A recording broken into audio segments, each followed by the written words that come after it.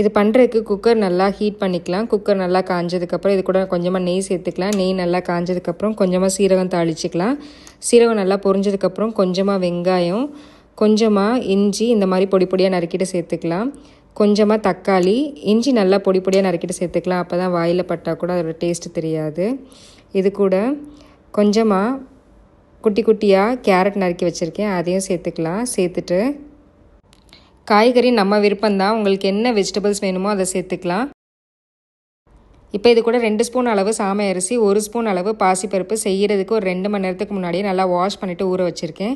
சிறுதானியத்தை எப்பவும் ஊற வச்சுட்டு செய்யும்போது நல்லா குழைவாக வெந்து வரும், சாஃப்டாக வரும், சாப்பிட்றதுக்கு நெருன்னு இருக்காது. இப்போ இது கூட 1 கப் அளவு தண்ணி சேர்த்துட்டு இது கூட கொஞ்சமாக மஞ்சள் தூள், ஒரு சின்ன டீஸ்பூனுக்கு 1/2 ஸ்பூன் அளவு சீரகத்தூள், இதோட 1 வயசுக்கு மேலே உள்ள குழந்தைங்களுக்கு உப்பு சேர்த்துக்கலாம். சேர்த்துட்டு குக்கர் மூடிட்டு ஒரு 4லேருந்து 5 விசில் விட்டுறலாம். நல்லா குழைவாக அழகாக வெந்து வந்துடும். இந்த மாதிரி செஞ்சு கொடுக்கும்போது கிச்சடி நல்லா சாஃப்டாக இருக்கும், சாப்பிட்றதுக்கு நெருன்னு இருக்காது. ஸோ குழந்தைங்க வந்து நல்லா விரும்பி தான் சாப்பிடுவாங்க. சிறுதானியம் நம்ம வாரத்தில் 3 தடவை குழந்தைங்க உணவில் சேர்த்துக்கும் போது நல்ல எலும்புக்கு ஒரு வலு கொடுக்கும், நல்ல இரும்பு சத்து கிடைக்கும்.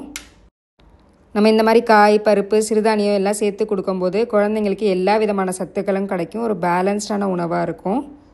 இது வந்து நீங்கள் லஞ்ச்லேயும் கொடுக்கலாம், டின்னராகவும் கொடுக்கலாம். நம்ம ஊற வச்சு செஞ்சு கொடுக்கும்போது நல்லா ஈஸியாக குழந்தைங்களுக்கு டைஜஸ்ட்டும் ஆகும். குழந்தைங்க மட்டும் இல்லை, நம்ம பெரியவங்களும் இந்த மாதிரி சிறுதானியத்தில் கிச்சடி செஞ்சு சாப்பிட்லாம். எப்போவுமே ஒயிட் ரைஸ் தான் சாப்பிட்றத விட இந்த மாதிரி ஹெல்த்தியாக ஃபேமிலிக்கு செஞ்சு கொடுக்கலாம். இந்த வீடியோ உங்களுக்கு ரொம்பவே யூஸ்ஃபுல்லாக இருந்திருக்கும் நம்புறேன். இந்த வீடியோ பிடிச்சிருந்துச்சுன்னா லைக் பண்ணுங்கள், கருத்துக்களை எனக்கு கமெண்ட்டில் சொல்லுங்கள். உங்கள் ஃப்ரெண்ட்ஸ் அண்ட் ஃபேமிலி கூட கண்டிப்பாக இந்த வீடியோ ஷேர் பண்ணுங்கள். அப்போ நம்ம சேனலை மறக்காமல் சப்ஸ்கிரைப் பண்ணிக்கோங்க. நெக்ஸ்ட்டும் இதே மாதிரி ஒரு யூஸ்ஃபுல்லான இன்ட்ரெஸ்டிங்கான வீடியோவில் மீட் பண்ணுறேன். தேங்க்யூ.